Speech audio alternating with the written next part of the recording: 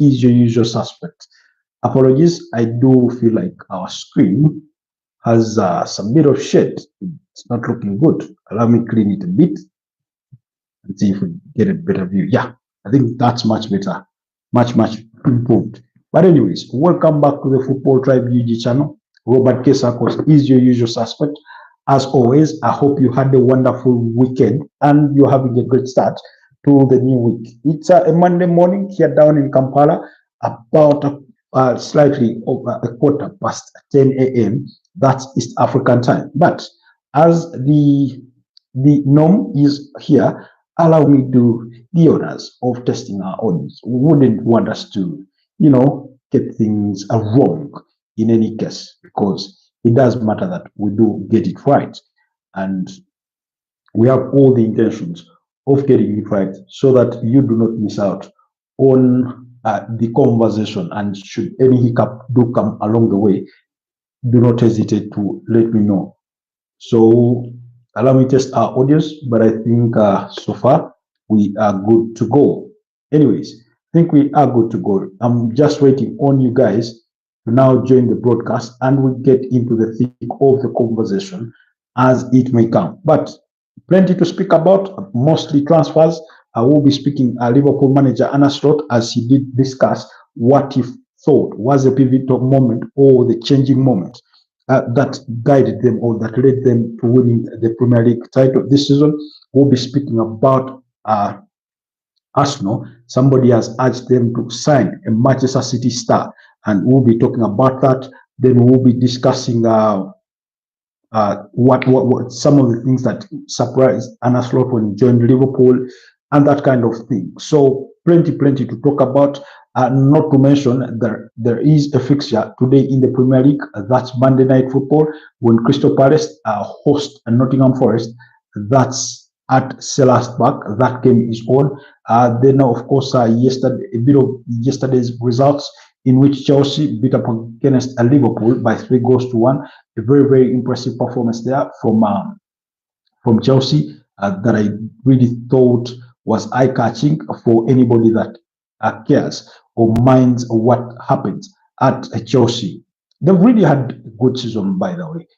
Never mind that they had their, deep in form and that kind of thing. But overall, I think if they go on to win the UEFA Conference League and then also secure a UEFA Champions League slot, whether they finish fifth, where I predicted that they could potentially finish this season, then for me it will be 7 out of 10 or even 8 out of 10 a season. So welcome to the broadcast. For those of you that are just joining us, kindly like the broadcast, kindly consider subscribing if you're new to the channel.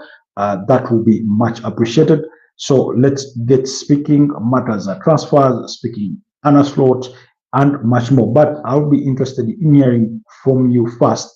How is your morning? How is your evening? Depending on what time zone you're in. How is your night?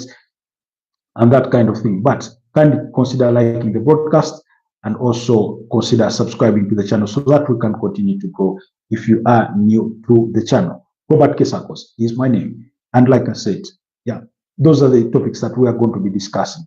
And I think it will be interesting to hear from you what your thoughts are. But where do we begin it all? Well, let's begin it with the biggest news that's regarding Real Madrid's interest in Arsenal defender William Saliba. Yesterday, the news making the rounds from all sorts of places, including L'Equipe.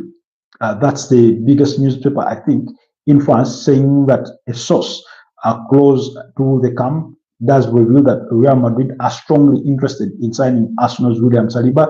They view him as the Jude Bellingham of their defense, and they go on to say that Real Madrid are probably willing to wait because Saliba does have 2 more years left to his contract at the end of this season. So he has a contract that runs until June 2027, by which at the time he will only be 26 years of age should he see out the rest of his contract. But also speaking this week, Arsenal manager Mikel Arteta did come out to reveal that the player was really happy at Arsenal and in London, based on the conversations he's had with him, he's shown no intention of wanting to leave, that he's happy where he is at. But I mean, that's a conversation we've had before, and usually it's really bound to happen when you hear these kinds of conversations that a manager had with a player that they're happy and all that, until potential suitors come with all sorts of proposals and sway his belief and sway his faith in the club or the parent club. And so this is according to Fabrizio Romano yesterday. He did say Real Madrid will be ready to go for William Saliba whenever they see an opening, whether it's this summer, that's then or next summer, 2026, or the summer of 2027 when he's free. They love him. Now, it's on Arsenal to offer a good contract with a project to win titles, because Saliba wants to win titles. Now, I think it's only prudent and it's only natural that players, and most especially these special players or big players, do want to win pieces of silverware. It's something we've spoken about before on this channel, to say that if Arsenal fail to win major titles, then they will lose some of their stars to the big clubs. When you look at players like Bukayo Saka, players like William Saliba, those kinds of players, they want to win titles. Players like Gabriel Martinelli, players like Martin Odegaard, eventually, if it's not happening for them at Arsenal in terms of winning major trophies, then they will look to go elsewhere where that potential increases. For those of you that do remember, when Thierry Henry was still at Arsenal, he was open to the manager that I would want to win the UEFA Champions League someday. And remember, they had lost out to Barcelona in the 2006 finals. And then he went on to play for Arsenal for another extra season, which was at the request of Arsene Wenger. And then he left after that season to join Barcelona. I think that was in 2007. So he leaves at the end of the 2006-2007 season. And he goes on to join Barcelona, where in 2009, he wins the UEFA Champions League. Barcelona, that's 2009, as they beat up against Manchester United by 2-0. So that kind of mentality. So when you have that caliber of players, that good players, Ricardo Carafiori, he's just walked into that Arsenal team. Gabriel Magalhaes, we are talking about these top players who, by the way, are still in their prime years. They're still average 25, 23, 24, and that kind of thing. And those are players who, if you do not win titles, no matter how much you promise them in contracts, are bound to leave at some point. I mean, again, those are the very players that attract interest from all these big teams like PSG, teams like Manchester City, and teams like Real Madrid, teams like Barcelona, maybe even Juventus, depending on how football trends move and who holds the tide at the time. You get, so that kind of thing is to be expected. So there is strong interest in Arsenal defender from Real Madrid there. That is in William Saliba. And then, of course, Arsenal entered into contract talks with the player. Of course, those are still at the very early stages. But if Arsenal really want to cash in, or if there is an opportunity for them to get really, really big money for William Saliba, then it will be this summer. I understand it's a controversial thing to discuss, but right now, in this particular moment, Arsenal are in a stronger position to demand for about £100 million, 120 for the defender. And yet, a year from now, that will mean he has only a year left to his contract. And then that fee could significantly go down. It could go from 100 to 120 to maybe 80 or even 60 million pounds with just a year left to his contract. And then when he enters into the final year of his contract and the season has kicked off, that fee continues to go down. So those are the dynamics. Unless they tie down him to a new contract. Of course, they are also discussing with Bukayo Saka of a new contract. There have been reports that Gabriel Magalhaes is one of those they are trying to, persuade into signing a new contract and that kind of thing. But for as long as Arsenal do not win major pieces of silverware, which is increasingly looking at the possibility this season, then they will really struggle to keep a hold of their players. So yeah, we do start on the Real Madrid Arsenal front. But let's drive away from the transfers a little bit and speak Liverpool, because Liverpool manager in Arne Slot was over the weekend speaking in an interview with Sky Sport, and he talked about what was the season-defining moment for them, or that pivotal moment that really changed their season, that really led them to believe that they could go all the way and win the Premier League title or anything else that was at their disposal at the time.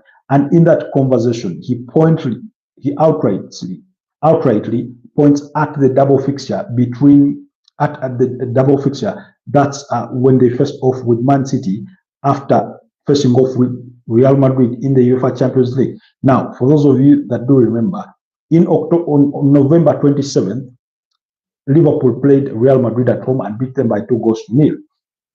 And then that was on Wednesday, midweek. Then on Sunday, they went on to play Man City still at Anfield and beat Man City by 2-0. So he said, if it is to look back specifically, that period there was the season-defining moment that gave them the belief that they can really go ahead or they can go all the way and win a silverware and win the Premier League this season. But also he adds that the fixture in which they drew against Arsenal by 2-2, that was on October the 27th. So you can see it was just a month apart between that Arsenal game at the Emirates that ended in a 2-2 draw, and then the two fixtures between Real Madrid and Man City that he speaks about. But of course, in between there, they had some significant victories, including beating up against Brighton away from home by 3-2.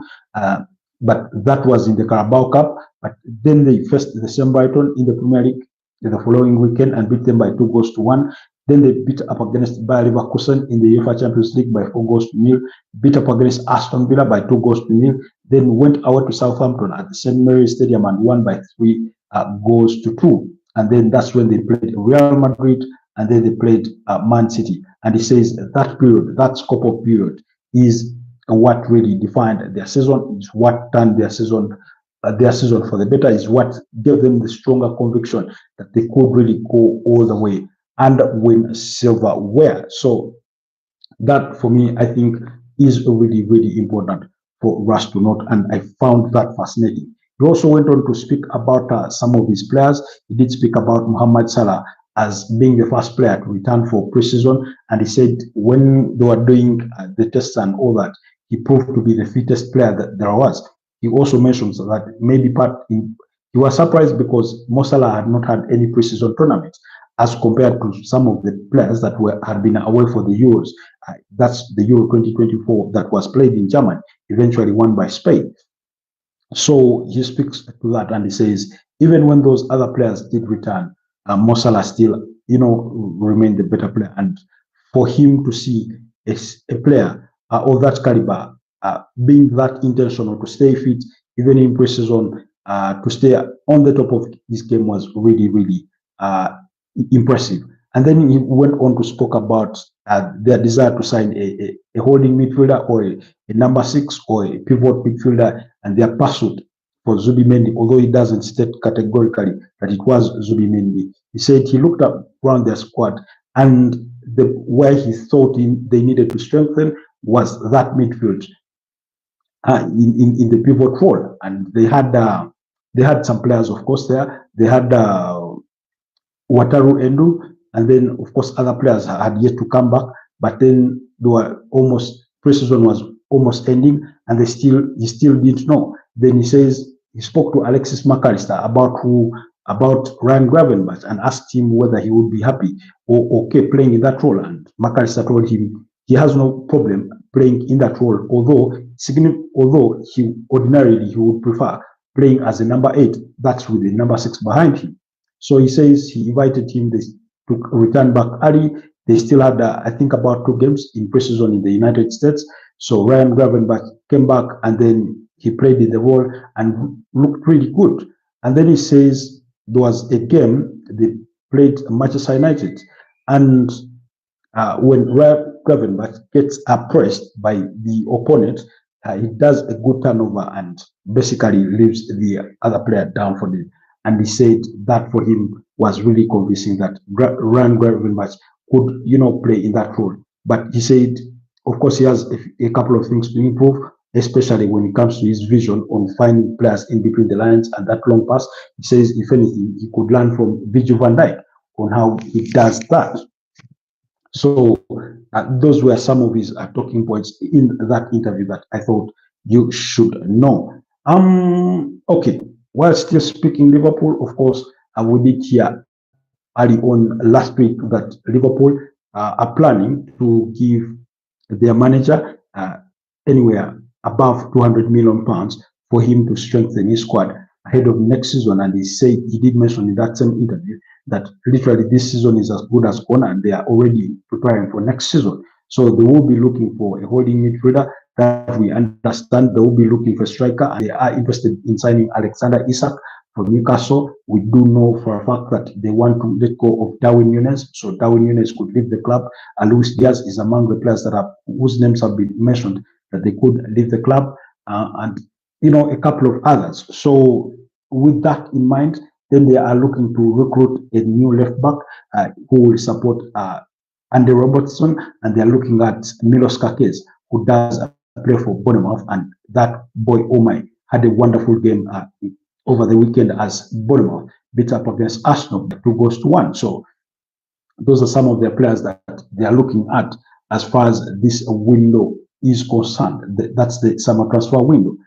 Then, still speaking matters transfers, Liverpool also want to sign a new centre back, and they are monitoring or they are in contention to sign Dean Howson from AFC Bournemouth, but will face significant competition from the likes of Arsenal and Chelsea, who are also interested in the £50 million rated Spanish international, who is only 20 years of age.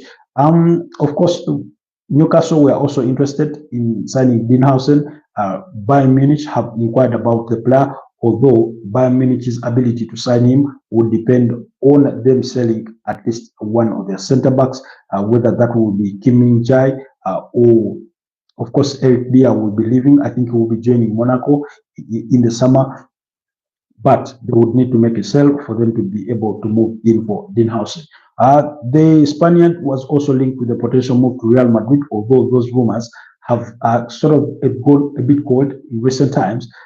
We all know that Real Madrid do have a young defender in Raúl Asensio, and we also know that they really are in the market for a centre back because of the injuries they've had this season to struggle with, including Antonio Rudiger having to go for surgery. We know what happened with Eder Militao. We do know David Alaba is one of those that have suffered through injury, and yet even at right back you had Dan Carvajal out through with an anterior cruciate ligament injury. So things have really not gone their way.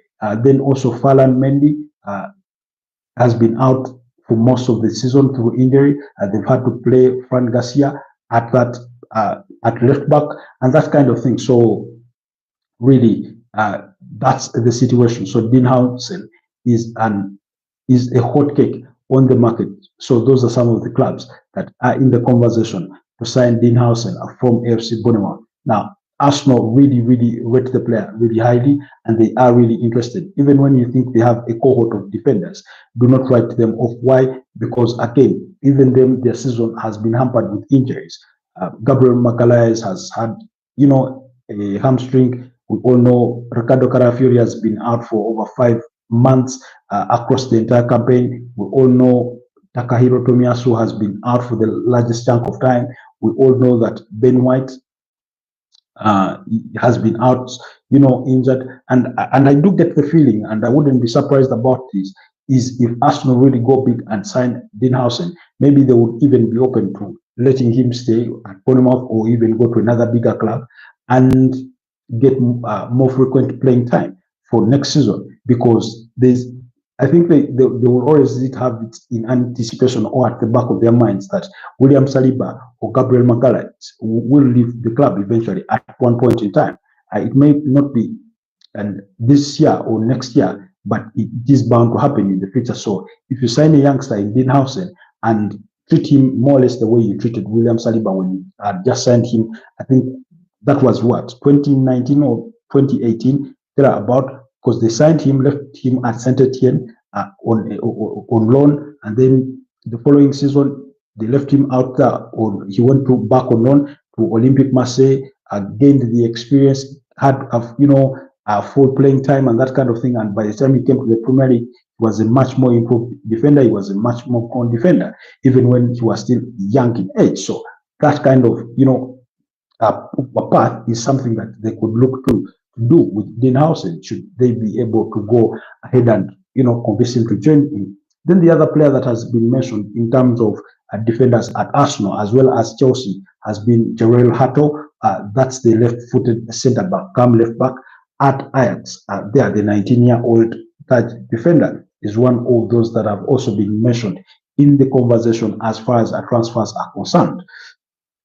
So it will be really, really important to see how that goes in as far as the transfer market is concerned. Meanwhile, Arsenal have been urged to sign a Manchester City star in Kevin De Bruyne. We all know that Kevin De Bruyne did reveal that he will be leaving Man City at the end of the season after 10 years at the club, where he's won 18 major trophies. So, and Jamie O'Hara, who is a Tottenham Hotspur fan, was saying, Mikel Arteta knows the player, he's coached the player before, he knows who he is, he knows his character, he knows he's a winner, we all know his capabilities when it comes to the ball. He says if he does urge Arsenal that go ahead and sign Kevin De Bruyne. I mean, what's the harm? He's going to be a free agent, so that means you're not spending transfer fees. Maybe you're spending a bit of agent fees and giving him, high wages, and maybe sign him on a year or 2-year contract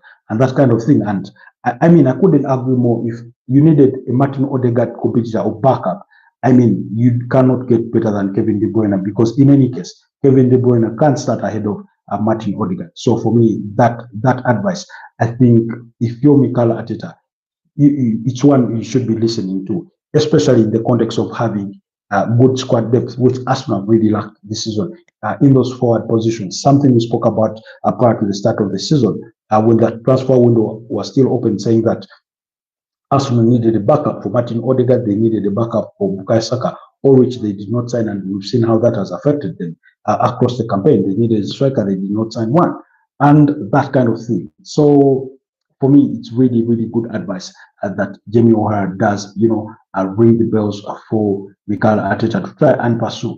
Anyways, in the other news or matters to speak about is still in the transfer gossip and speculation. Manchester United are interested in signing Brentford's Bryan Mbeumo. This one has scored 18 goals so far this season and provided a couple of assists there. So very, very good player.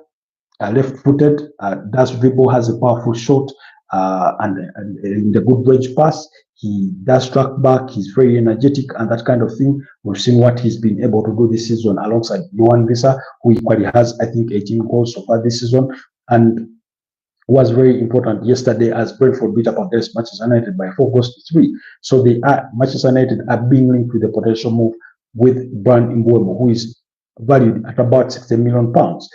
That's according to the Telegraph. Meanwhile, Manchester United are also interested in signing Antoine Semenyo from Bournemouth. Antoine Semenyo did score against Manchester United in their 1-1 draw last weekend. Then United are also, we all know that they are in for Matheus Cunha, the 25-year-old Brazilian international who does play for Wolverhampton Wanderers, has already 15 goals to his name and about 8 assists and about 6 assists to his name. So really, really very, very good player. Then Manchester United still are interested in signing Liam Delap. That's from Ipswich Town. He's a striker.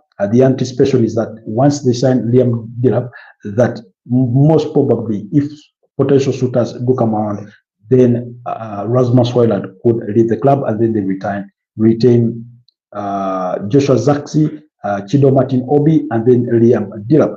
Anyway, the other rumor is that Arsenal have inquired about Real Madrid's 24-year-old Brazilian international, Rodrigo Goes. However, it is speculated that the player is valued at about 100 million euros, which is about 85 million pounds. So that news is also there. Then Aston Villa have made inquiries about Juventus striker Dusan Vlahovic, the 25-year-old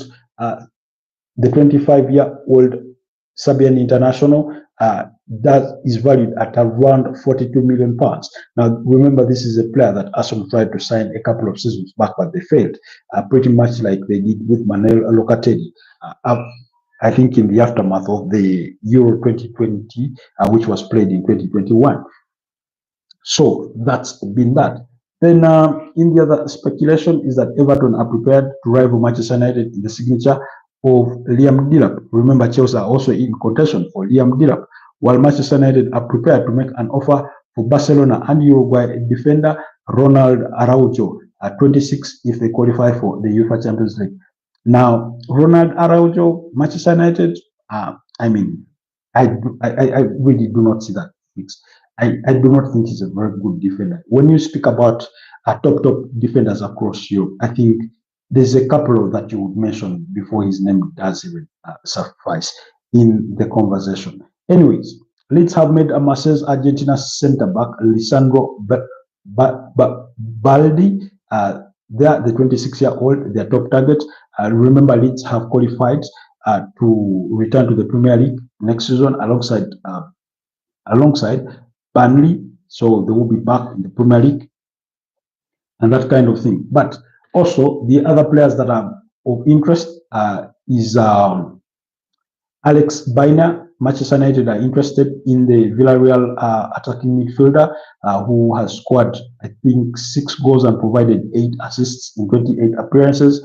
Then there's also speculation linking Ryan Cherki of Lyon, Olympic Lyon, with a potential move to Manchester United, another left-footed, winger / attacking midfielder, very good player there. Then in the other key transfer of the season is Bayern Munich are interested in signing Florian Wirtz from Bayer Leverkusen.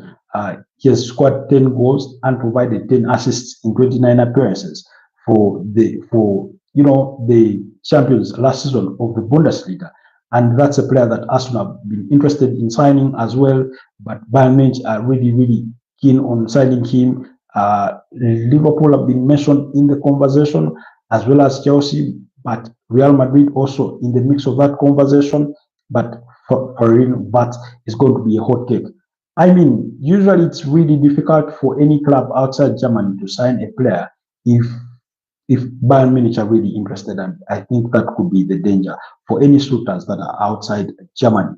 If Bayern Munich are really interested in signing him and they are intentional and they do have the money, then chances are he may end up at Bayern Munich. But at least that's the bit of speculation from that side or that corner of the sport.